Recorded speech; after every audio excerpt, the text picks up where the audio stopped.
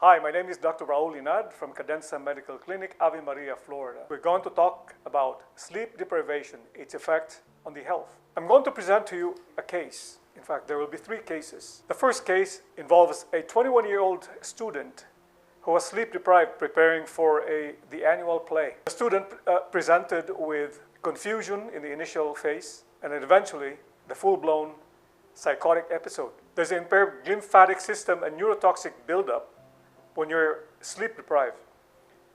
The lymphatic system, which clears the metabolic waste from the brain, is highly active when you're asleep. So when you're sleep deprived, this is not acting well. So there's a accumulation of neurotoxic proteins like the beta amyloid and tau proteins, which are linked to Alzheimer's disease. Second mechanism is the disruption of synaptic homeostasis and neuroplasticity. Sleep is essential for synaptic downscaling, meaning where weak synapses are pruned to maintain efficiency in neural networks. Just like a tree, you need to prune those dead branches to have efficiency in the flow of nutrients for the tree. The same with the brain. You need to prune it at some point. Sleep deprivation leads to excessive synaptic potentiation, causing neuronal hyperactivity and inefficiency in the information processing. That's why when you're sleep deprived, you tend to be presenting with like brain fogging. You cannot think. Forget about preparing for an exam and you're sleep deprived. You will not be able to recall the things that you have studied. It also affects learning and problem solving. It affected me when I was in my first year of medical school. I tried to study so much that I did not sleep because I was afraid that I could not finish my task. The third mechanism is oxidative stress and mitochondrial dysfunction in the cells of the brain. The brain has high energy demands. It demands glucose, which is the primary source of energy.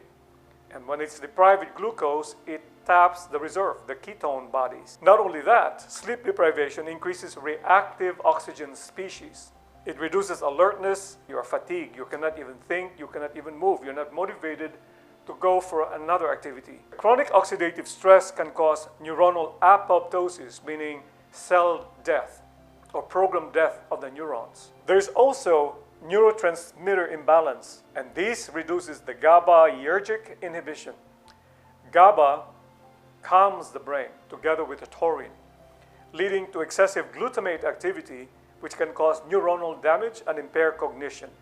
The brain is always hyperactive. It's not resting. There's also dopamine dysregulation, such that there's an increased dopamine breakdown, which contributes to reduced motivation and attention. Forget about going out and be social with other people. When you're sleep deprived, it will not happen. This exactly happened to the patient. He was presenting in a bizarre behavior that scared the parent. Maybe not scared, but really they were concerned. This patient almost got admitted to the psychiatric hospital. And I advised them, I have some solution for you. Maybe it will help, maybe it will not. But I figured this patient is sleep deprived and there's increase in the reactive oxygen species that needs to be neutralized with antioxidants. So I proposed to them, we will start with IV vitamins consisting with super antioxidants like vitamin C and glutathione, trace minerals and vitamins, daily doses of these IV drips, and made them to sleep with non-addictive sleep medicine. The patient improved after 3 days. Imagine the stigma of this patient that he could have been admitted to the psychiatric hospital. The cost, because they didn't have an insurance. Easily, they can spend thousands of money. The other mechanism of sleep deprivation is increased cortisol and sympathetic overactivity. You increase the glucose. Glucose is a food for the brain, for the muscle. That's why you can fight. You can fly right away from the predator.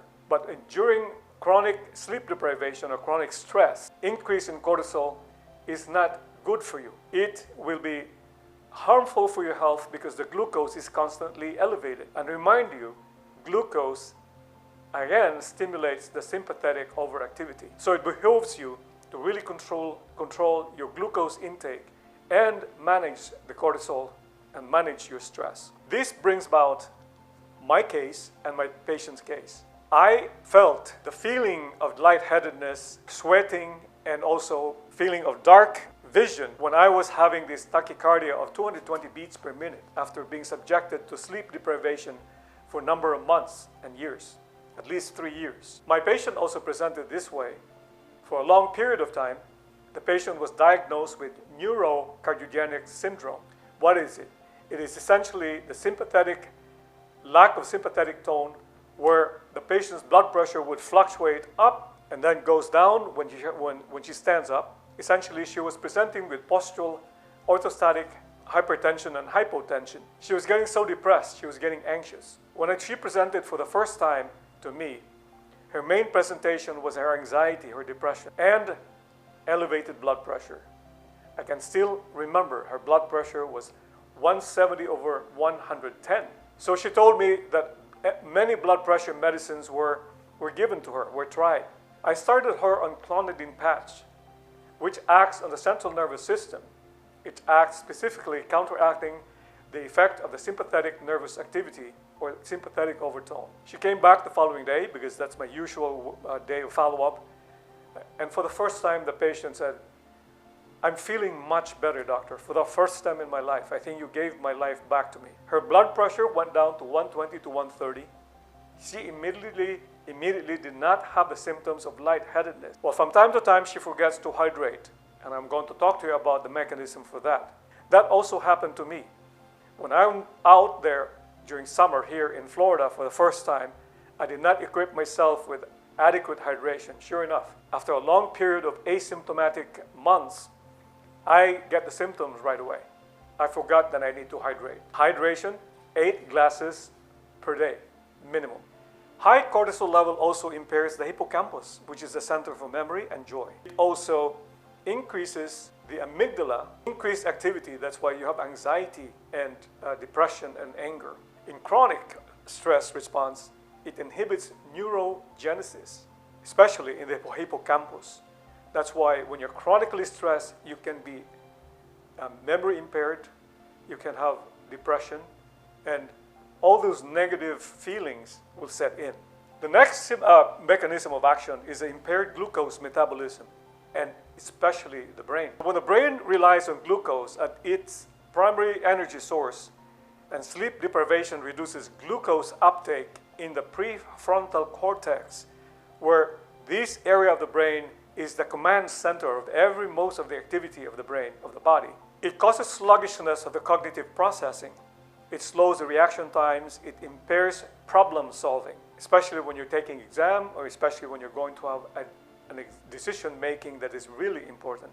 The body may compensate with increased fatty oxidation, and that will give you the ketone bodies that can be provided as a fuel for the brain.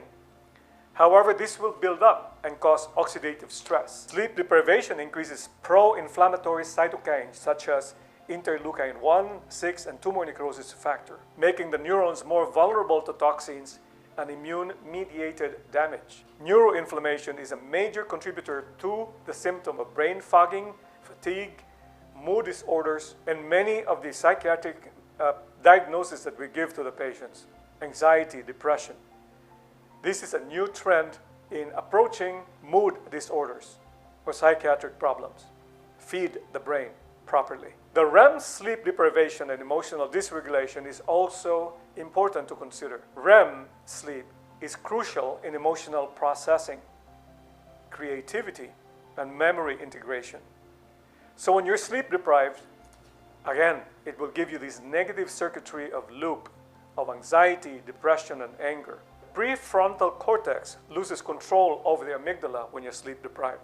That's why the little boy that is so hyperactive, called the amygdala, will predominate its symptoms. That's why you need to control the stress to overcome the activity of the amygdala and make the hippocampus great again, so that you will live a joyful and a very healthy brain. What are the major electrolytes depleted when you're sleep deprived? Number 1, sodium. It is essential for blood pressure and nervous system regulation. The second electrolyte that's predominantly depleted is the potassium, which regulates heart rate and muscle function. That's why when you're sleep deprived, you are prone to arrhythmia or irregular heart rate. My heart rate went up to 220 beats per minute, presenting with poking chest pain lightheadedness and diaphoresis or sweating. I could not maintain my balance, especially potassium and magnesium. Calcium is also needed in the regulation of your muscles. This is depleted when you're sleep deprived. Trace minerals like zinc, selenium, which supports the thyroid, and iron, which supports oxygen delivery of the mitochondria. So what happened to the patient with sleep deprivation and cardiac arrhythmia? We implemented meditation. Why does meditation help? Meditation resets the sympathetic overtone, parasympathetic tone. It is a very important mechanism that needs to be addressed when you have sleep deprivation, to address the effects of sleep deprivation. So how do you approach sleep deprivation in a holistic way? Number one, improve the ambience of the room. A cold temperature at 65 degrees Fahrenheit. So cool down the temperature. You need melatonin to regulate your sleep. Melatonin is produced naturally in the body, and the most important thing that you can do is to expose yourself in the morning sun at least for 30 minutes within 1 hour of waking, when the sun is not so pungent. It sets the circadian rhythm.